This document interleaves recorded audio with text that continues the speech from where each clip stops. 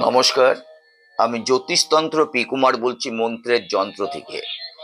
আমি গতবার চীনা মুদ্রা নিয়ে ফেংশুই মতে ভাগ্যর উন্নতির নানান রকম আলোচনা করেছি। মুদ্রা আমাদের জীবনে কি সুখবর এবং অর্থনৈতিক সাম্রাজ্য এনে দিতে পারে।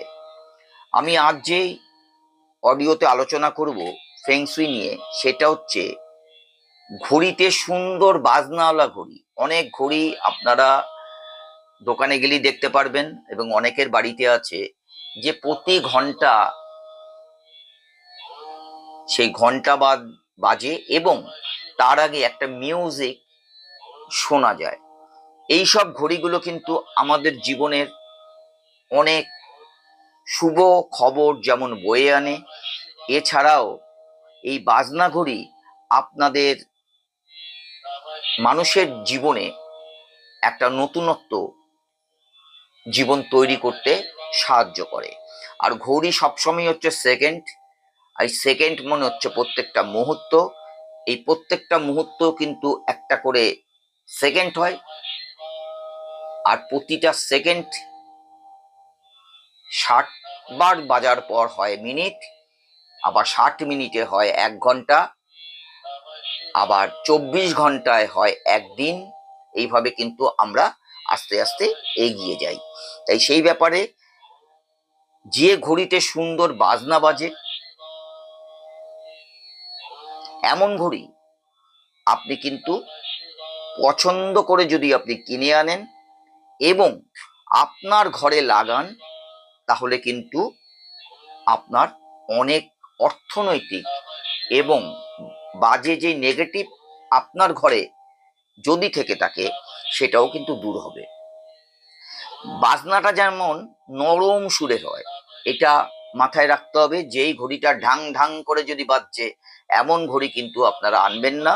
ঘড়িটা যেন নরম সুরে ও কানে মুখশ্রব মানে শ্রাব্য হয়, সুখশ্রাব্য যেন হয়, এটা কিন্তু আপনি মাথায় রাখবেন।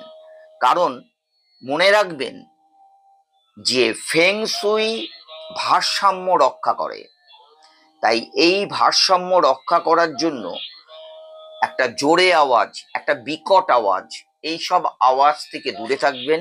একটা নরম সুন্দর আওয়াজ, খুব সুন্দর ঘন্টা। অনেকের বাড়িতেই বা অনেক দোকানে গিয়ে আপনি দেখতে পারবেন যে এক একটা ঘন্টা আপনার মন স্পর্শ করে চলে যায়। আবার দেখবেন কিছু মিউজিক আপনার মস্তিষ্কে এমন ভাবে গেঁথে যায় যে আপনি অনেকক্ষণ ধরে সেটা অনুভূতি লাভ করেন। তাই সুন্দর সুখশ্রাব্য হয় এই মিউজিক বা ঘন্টা। তাই খুব জোরে বাজনা হট্টগোলে যেন পরিণত না হয়, এদিকে একটা খেয়াল আপনার রাখতে হবে। আর কি, আর মনে রাখবেন, মনে রাখা খুব প্রয়োজন যে কোনো দরজার উপরে আপনার বাড়ির প্রবেশপথ যেটা আছে তার উপরে কখনোই কোনো ঘড়ি রাখবেন না। ঘড়ি রাখার কতগুলো জায়গা আছে, এই নিয়ে আমি পরবর্তীকালে আলোচনা করব। এবং যদি সেখানে ঘড়ি আপনারা রাখেন, তাহলে কিন্তু ভীষণভাবে আপনারা উপকৃত হতে পারেন।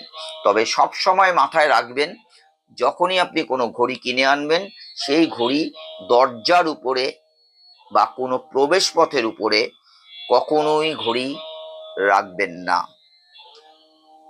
নমস্কার।